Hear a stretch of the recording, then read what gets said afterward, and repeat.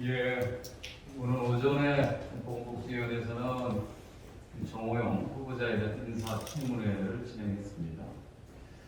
오늘 사퇴한 김인철 교육부 장관 후보자보다도 더 많은 의혹을 이미 드러내서 국민들로부터 부적격 판단을 받은 후보자가 오늘은 그야말로 버티기 청문회를 벌였다고 볼 수 있습니다.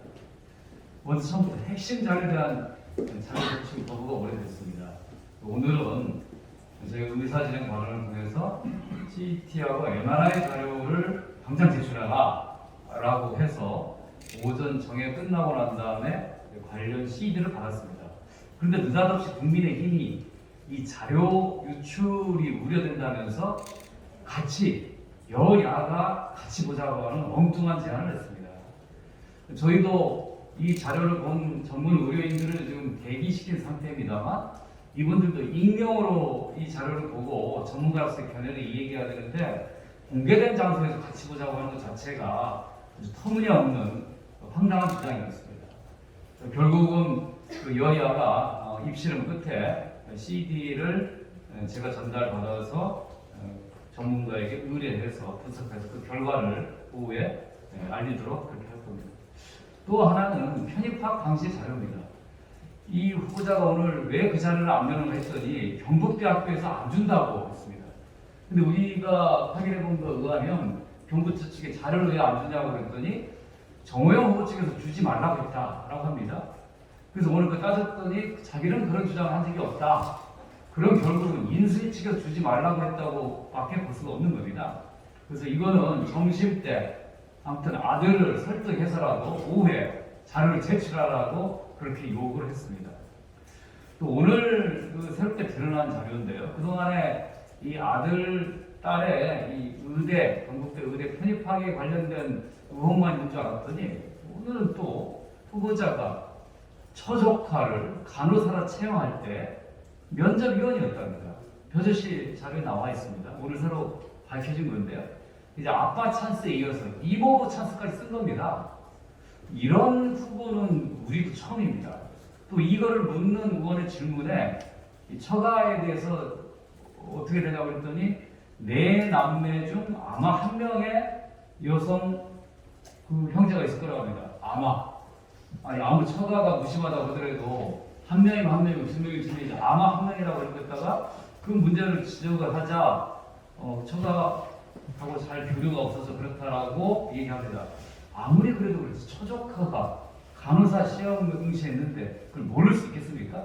당연히 이런 경우에는 이해관계 충돌을 스스로 재책해야 되면서 불구하고 서류 면접과 직접 면접에 들어가서 결국은 상대적으로 다른 간호사 응시생에 대해서 점수가 낮음에도 불구하고 합격시켰다고 하는 의혹이 오늘 폭로가 됐습니다.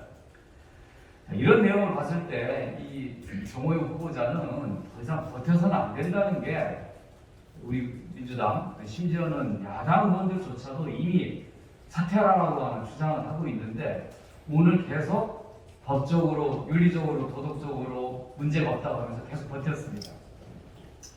우리가 신상 문제만 가지고서 문제 삼는 게 아닙니다. 무엇보다도 이 정호영 후보자는 보건복지부 장관으로서 수행할 수 있는 만한 그런 경력과 능력이 없습니다. 유일하게 경북대 병원장의 이력이 이 윤석열 당선인이 높게 평가해서 추천편이라고 하는데 실제로 지난 신천지발 대구 코로나 사태 때 대구 지역 병원 중에 경북대 병원이 코로나 환자를 본 실적이 제일 낮습니다. 사립대학인 동산병원에 비해서 10분의 1밖에 안 받습니다. 또 인사청문 요청사상에 드라이브스루 검사법을 선제적으로 하려 했다고 자랑을 해놨는데 이게 보니까 후보자가 있는 경북대 병원이 아니라 칠곡 경북대 병원에서 한 겁니다. 병원장이 틀려요. 그래서 왜 칠곡 경북대 병원에서 하고 당신 병원을 안 했는데 왜 했냐고 그랬냐고 그랬더니 자기가 대표자로 돼 있답니다.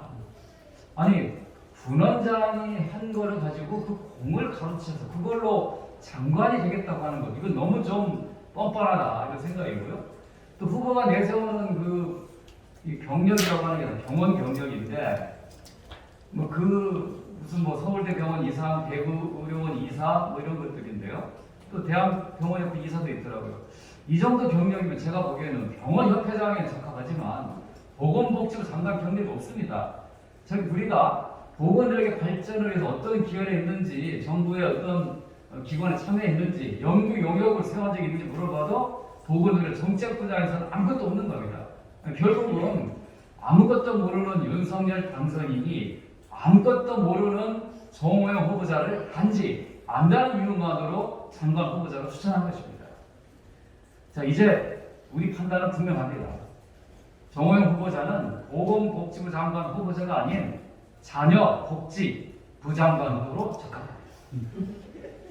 이제 가족들과 병원 직원들 그리고 해명자를 만드느라고 보건복지부 직원들 힘들게 하지 말고 또 국민들 짜증나게 만들지 말고 쿨하게 사퇴하는 것이 정답입니다.